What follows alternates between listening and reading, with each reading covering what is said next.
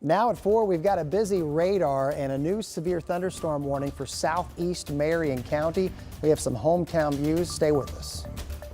And a fever player calling it quits, and another is returning to the team. Details on a roster shakeup.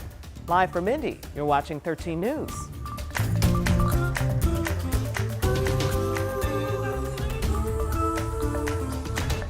Good afternoon. Great to have you here at 4 o'clock with us as we take a live look at the south side of Indianapolis, where we've got some storms passing through. We're here in the Weather Center. Want to get right to Sean with that. Yes. Yeah, and that's been the difference. We've got the heat, we've got the muggy air, but compared to the last couple of afternoons, we've got activity on radar here, and we got a brand new severe thunderstorm warning. So let's get right into it. We'll kind of step you through what's happening here on this weather impact alert day, not only for the heat, but also for locally severe thunderstorms. So yes, as Dustin mentioned, we're looking south and you can see all the action. So I'm going to show you a different vantage point on radar. We're actually looking south with radar, three-dimensional view, and that's the core of the storm there on the southeastern corner of Marion County. You can see these storms are pulsing up, raining themselves out, and then they create some new thunderstorms. This is a more traditional view of the radar, and you can see these lines of blue that are moving through. Those are what we call outflow boundaries. They're colliding with each other around the metro area, and voila, we're getting these big storms using all of the energy that's on radar here and in the atmosphere. So there you go. There's Glens Valley, there's Sunshine Gardens, and then we've got just to the east of UIndy's campus, we got another heavy storm here near Plainfield. These will put down tremendous amounts of localized heavy rain. You can get 2-3 inches of rain in a matter of an hour with these, in addition to localized severe wind gusts. This is the severe thunderstorm warning. There's 5 points. There's just the core of it's east of Beech Grove.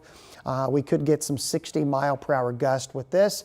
And we've got a few showers. Had a heavier cell that was on the northeast side of Marion County. Bottom line, it's fair game anywhere, anytime between now and sunset to have these localized severe thunderstorms. Outside of the storm action, you can expect a heat index of 100 plus. You can see where we've had rain predominantly for the better part of today, east of Indy, and now we're going to see some of these storms a little more numerous between now and sunset. Very humid air, as humid as it's been during this heat wave, and that's what's fueling these thunderstorms. They're all sun-driven, by the way, so once we get closer to midnight, they're all gone, but guess what? We'll do this all over again tomorrow and Friday and going into the weekend. More on that in the 7-day forecast here in a few minutes. All right, we'll see you then, Sean. Thank you. You know, these dangerously hot temperatures are impacting us in so many ways, including you may be noticing that your medications are now affecting how you feel in it. Yeah, doctors say there are certain medications that you should know about, some even changing the way that our bodies respond to heat.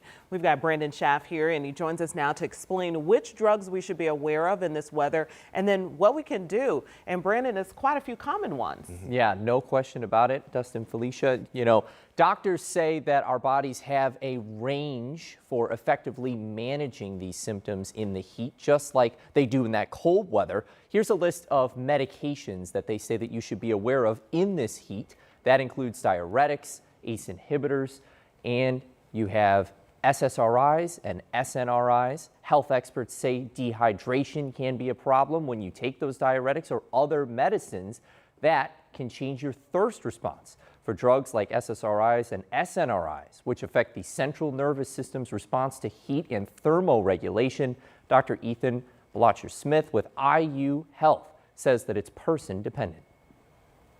With any psychiatric medication, our goal is to affect just the pathways in the brain that we want and nothing else. So it's when we're affecting some pathway that we weren't intending to that we can see some of those side effects.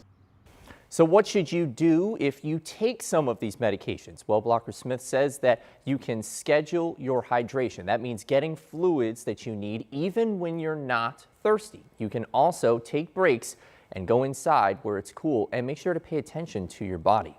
He also says, too, that if you're feeling lightheaded or dizzy, to make sure that you cool off as soon as you can. And of course, everyone is trying to do that right now. Okay. Brandon Schaff reporting for us this afternoon. Thank you so much. Important reminders there. What I hear you saying is ask your doctor. Check in. All right, and some big sports news. The Fever and DeWanna Bonner are parting ways. The team announced Bonner is leaving the roster. She signed with the Fever as a free agent in this last offseason, but only played in 9 games so far this season. She missed the last 5 for what the team called personal reasons. Bonner released a statement saying, in part, "Despite our shared goals and excitement heading into the season, I felt the fit did not work out." The team announced it's bringing back guard Aari McDonald to fill that roster spot. McDonald, you may remember, she played in 3 games for the Fever earlier this season while Caitlin Clark was out with an injury.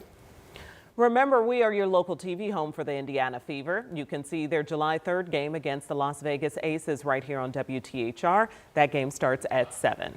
Other news now, a former Ben Davis High School coach made his first appearance today in court, accused of having sex with a 16-year-old student. And this is 26-year-old Harrison Goss at his hearing this morning. He's charged with 5 counts of child seduction as a child care worker. The girl told police that Goss would give her rides home from track practice. According to court records, Goss drove the girl to a Wayne Township elementary school in March and had sex with her in the backseat of his car in the school parking lot. The judge set bail at $3,000 cash, which is higher than normal. The case was set for trial, I think, in August. Probably won't go that soon just because of the nature of like depositions, evidence, all that. In this country, as you know, everyone's presumed innocent until proven otherwise, and we're just asking, the families is asking for privacy through this time. Goss was placed on leave when the accusations, when the school district learned of the accusations and the allegations in April. Wayne Township School says that Goss has since been fired.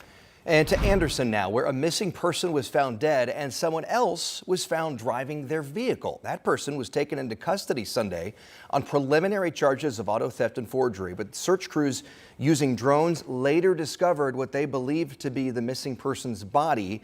And now that other person found driving the vehicle is in the Madison County Jail facing a murder charge. Investigators have not released the victim's name. Happening right now, the major effort to eliminate traffic deaths in Indianapolis is taking another step towards its goal.